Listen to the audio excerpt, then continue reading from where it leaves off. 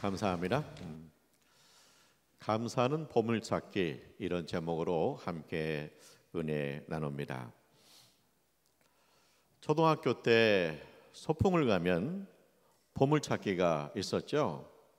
선생님이 종이에다가 도장을 찍어가지고 돌 밑에 숨기기도 하고 나무 위에 숨기기도 하죠.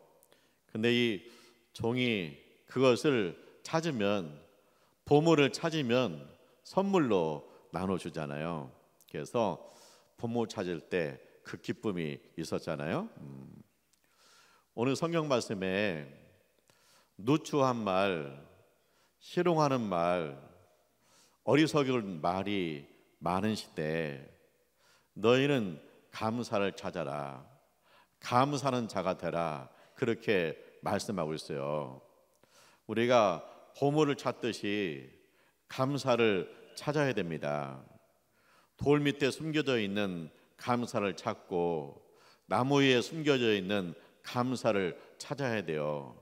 내 인생에서 감사할 거리를 계속 찾아내서 감사하는 말을 하라고 우리에게 명령하고 계십니다. 그런데 이렇게 감사를 자꾸 찾으면 그 인생이 보물 같은 인생이 된다는 거예요.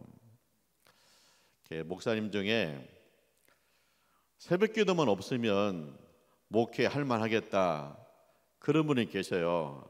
그만큼 새벽 기도는 부담이 되죠. 그런데 새벽 기도에서 얼마든지 감사를 찾을 수 있어요. 우선 예수님께서 새벽 미명에 기도하셨잖아요. 교회는 예수 믿는 공동체이기 때문에 예수님 따라서 새벽에 기도해야 되죠. 또한 우리 민족은 누구보다 새벽 기도가 필요한 민족이죠. 왜냐하면 6.25 전쟁으로 폐허가 됐을 때 우리 믿음의 부모님들이 천막치고 가만히 깔고 엎드려서 하나님, 이 민족을 지켜주세요, 우리에게 축복을 허락해 주세요, 눈물 흘리며 기도했어요. 새벽 기도가 하고 나서 논에 가서 일하고, 새벽 기도 끝나고 공장에 가서 일하고, 하나님께서 축복하셔서 부강한 나라가 된 줄 믿습니다. 그래서 한국 교회는 새벽 기도를 해야 돼요. 저는 새벽 기도하면서 감사를 해요. 요즘은 가을 하늘이라 새벽에 별들이 엄청 많이 있어요. 그래서 이렇게 나와가지고 하늘의 별들을 보면서 감사해요. 그리고 별들이 얼마나 초롱초롱한가 몰라요. 그래서 그 초롱초롱한 별들을 보면서 그 별들을 가슴에 담으면서 감사해요. 하루를 감사로 시작하잖아요. 이제 새벽 기도 준비하려고 제 사무실에 와서 성경을 보거든요. 그러면 성경을 보다 보면 성경 말씀이 초롱초롱하게 빛날 때가 있어요. 그래서 이렇게 초롱초롱 떠오르는 이 말씀을 가지고 새벽에 전하면 얼마나 은혜가 되는지 몰라요. 그래서 새벽에도 이렇게 감사가 있구나. 그래서 하루를 감사로 시작하는 거예요. 내가 내 인생 속에서 계속 감사를 찾아내야 돼요. 그래야 내 인생이 보물 같은 인생이 되는 거예요. 성경에서 감사하는 인물이라고 하면 다니엘이 빠지지 않습니다. 다니엘은요, 감사를 통해서 성공한 인생이에요.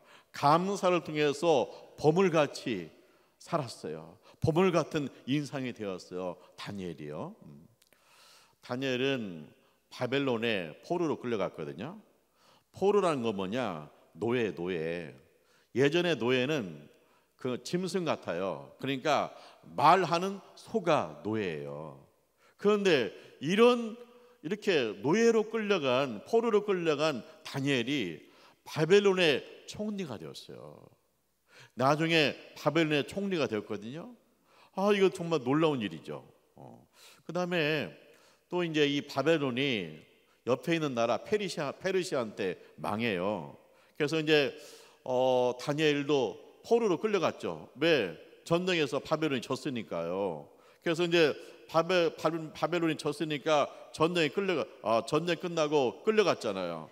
그래서 이제 이 다니엘이 페르시아의 포로로 끌려갔기 때문에 다니엘은 이제 사형감이요. 왜냐면 적국의 총리였으니까 사형감이잖아요.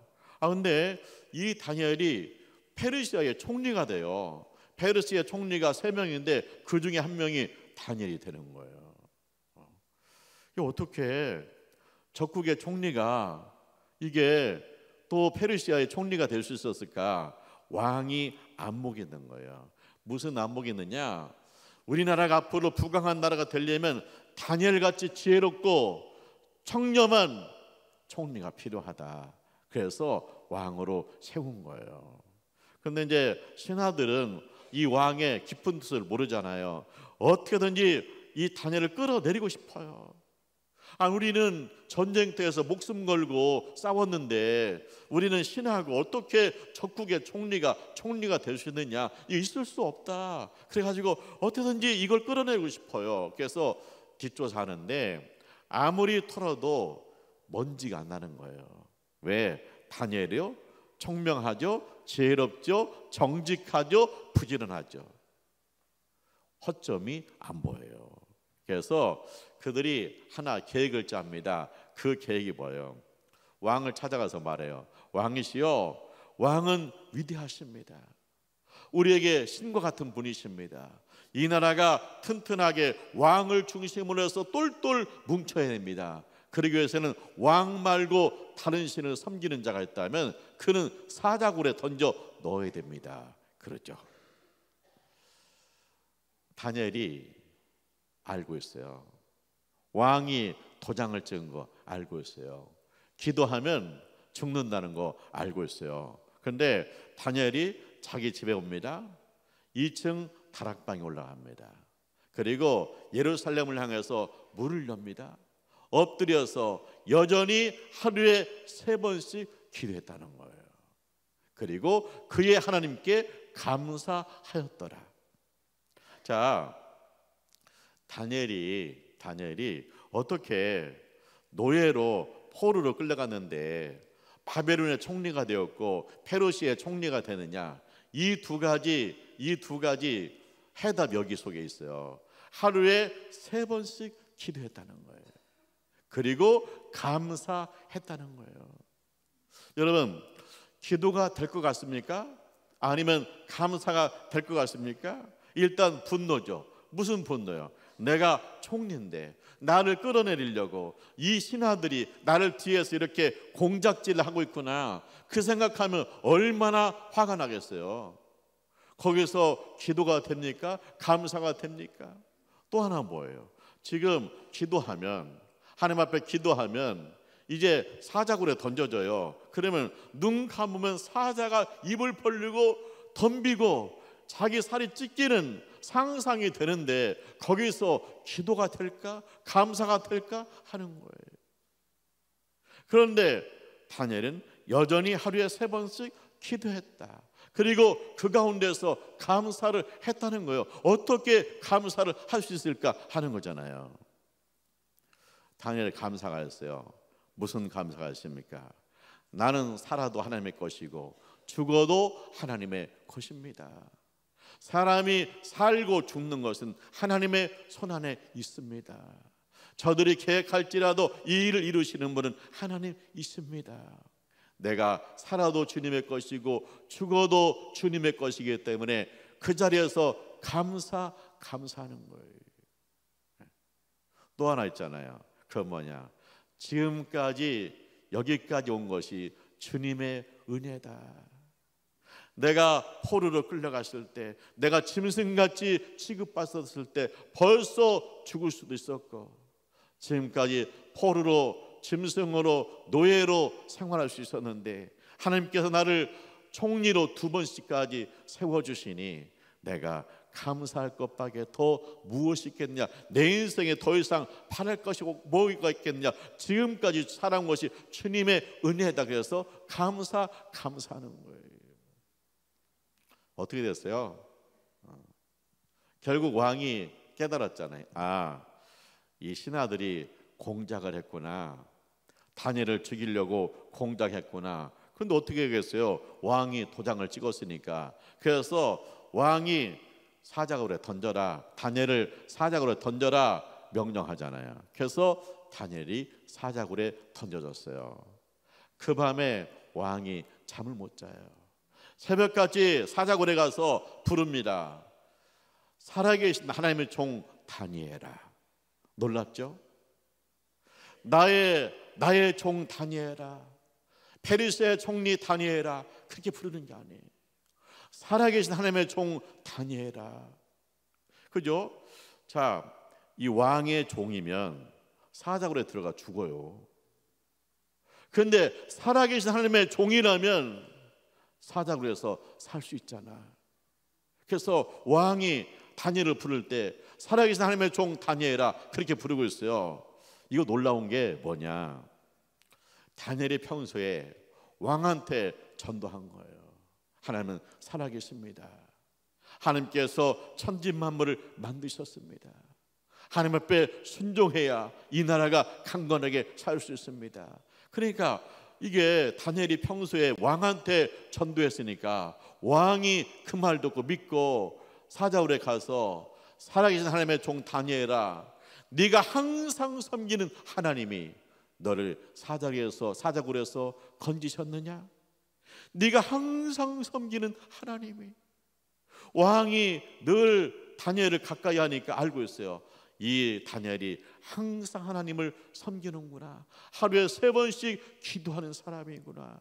네가 항상 섬긴 하나님께서 너를 사자굴에서 구원하셨느냐? 물어요. 그때 놀랍게도 사자굴에서 다니엘의 소리가 들려요. 왕이시여 만수무강하옵소서. 내가 섬긴 하나님께서 천사를 보내셔서 사자의 입을 막으셨나이다. 할렐루야. 다니엘이 감사의 사람이잖아요. 우리가 누가 나를 헐뜯고 나를 그냥 못 살게 굴면 얼마나 화가 나요. 그 속에서 감사가 나옵니까? 내가 사자굴에 들어가게 생겼어요. 내가 죽게 생겼어요. 내가 내 힘으로 뭐 안 되는 어려운 일이 생겼어요. 근심과 걱정이지 거기서 감사가 나오겠습니까? 그런데 다니엘은 감사를 찾는 거예요. 보물을 찾는 거예요. 그 사자굴의 위험 속에서도 지금까지 지킨 하나님을 찬송하고 감사하고 내가 살고 죽는 것이 주님의 손에 있다고 감사하고 그랬더니 선물이 왔어요. 무슨 선물입니까? 첫째, 다니엘이 사자굴에서 살아왔습니다. 둘째, 하나님의 살아계심이 온 페르시아 국민에게 전해지는 거야. 소문이 금방 나는 거예요. 하나님이 다니엘을 사자굴에서 살리셨다. 세 번째는 뭐냐? 싹 정리됐습니다. 그동안 다니엘을 헐뜯고 끌어당기던 모든 사람들이 다 정리가 된 거예요. 그래서 다니엘을 보면은 야, 감사가 능력이구나. 감사가 보물이구나. 감사가 이 다니엘이 포로로 인생을 시작했는데 감사 끊임없이 감사를 찾아내요. 보물 찾기 위해서 감사를 찾아내더니 다니엘이 보물 같은 인생을 사는구나. 할렐루야.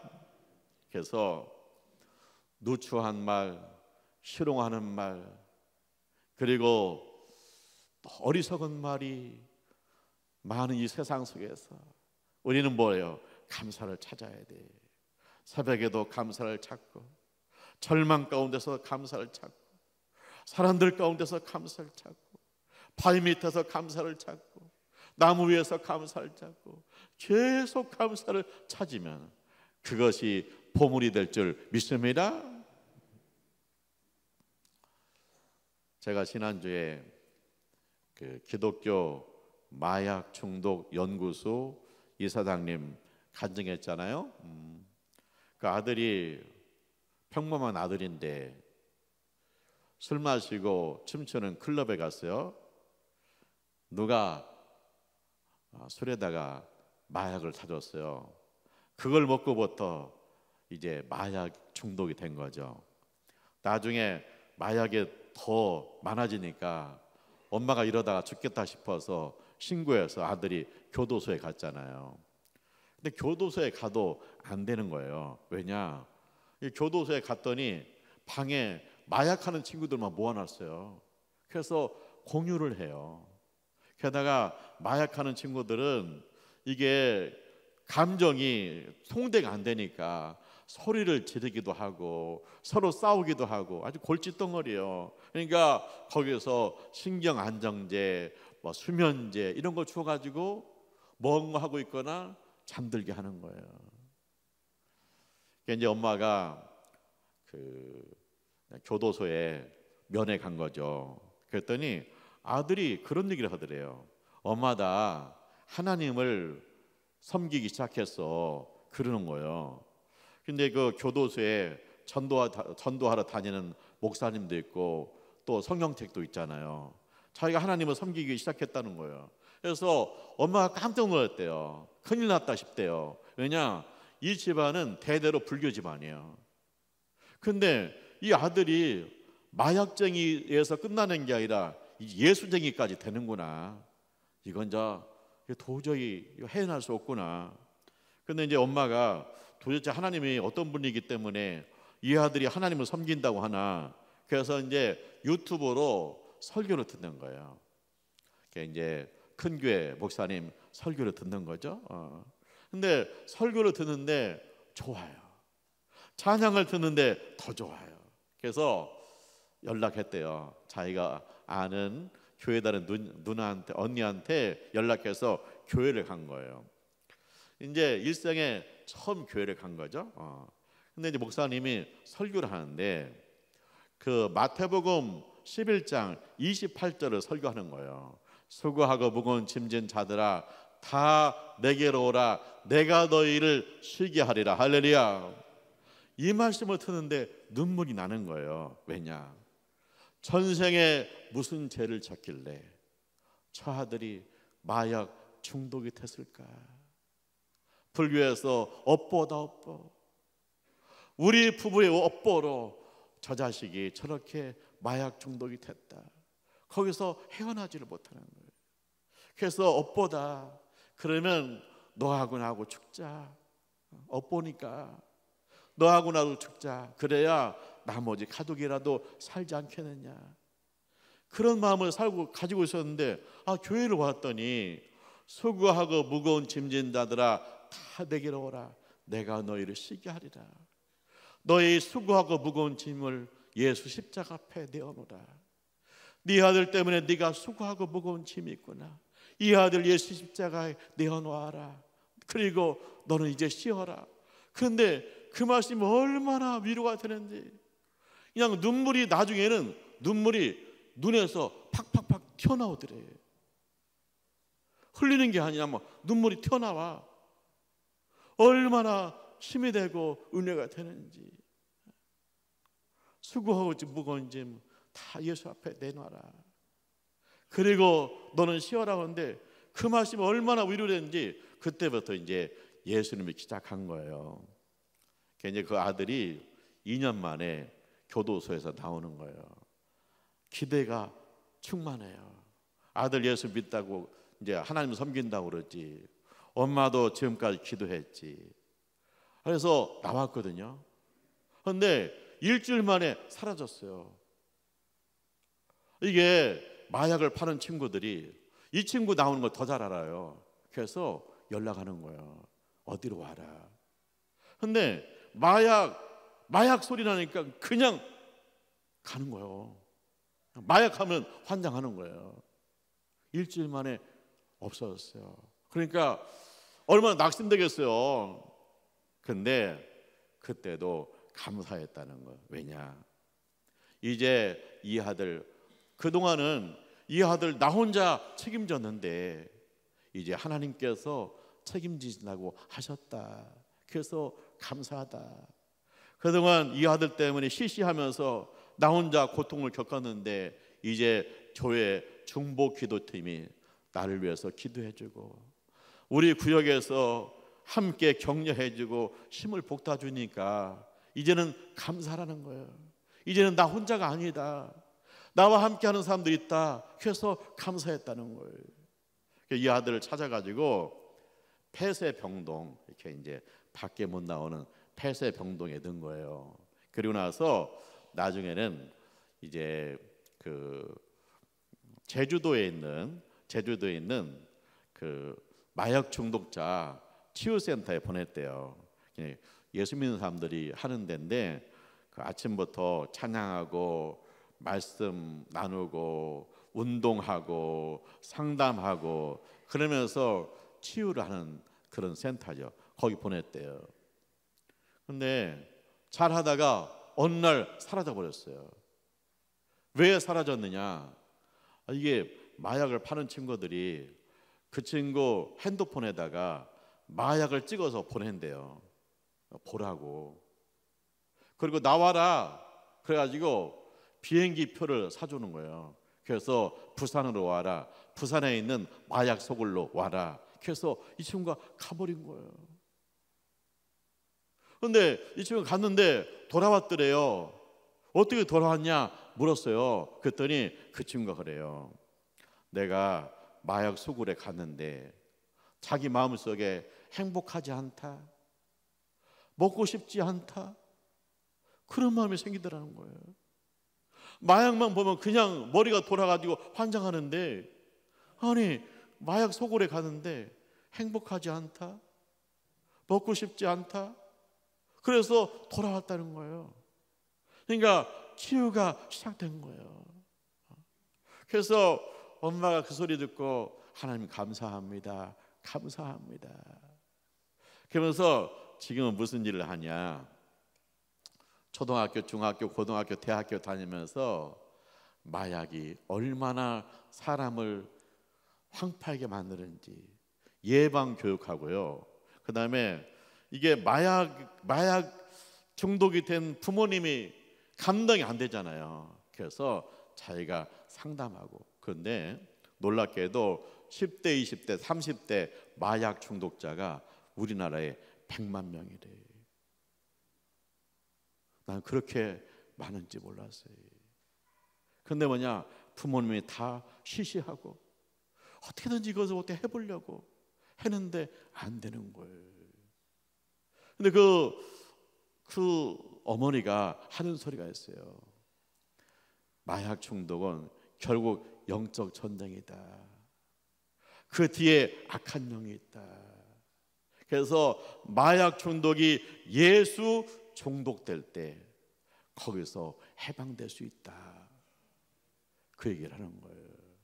그래서 자기는 정말 그 아들 때문에 너무나 오랜 기간 동안 힘들었지만 내가 예수 만난 거 감사. 내가 예수 만난 거 감사. 우리 아들이 예수 만난 거 감사. 감사라고 그렇게 고백해요. 사랑하는 하나님의 가족 여러분, 나는 힘들어서 감사가 안 돼요.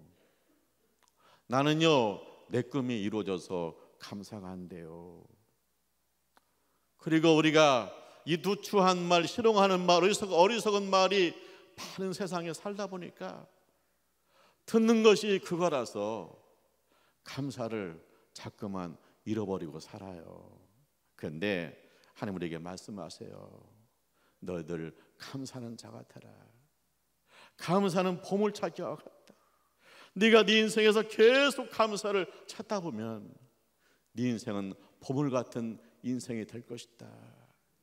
네가 계속 감사를 찾다 보면 너는 세상의 보석같이 빛나게 될 것이다.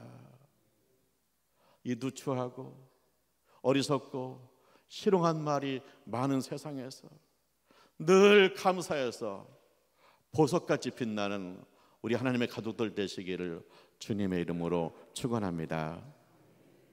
기도하죠. 하나님 아버지 감사합니다. 저희를 사랑하셔서 예수 믿고 구원받게 하시고 우리 입술에 감사가 있게 하심을 감사합니다. 주님, 우리가 감사를 찾게 하여 주옵소서.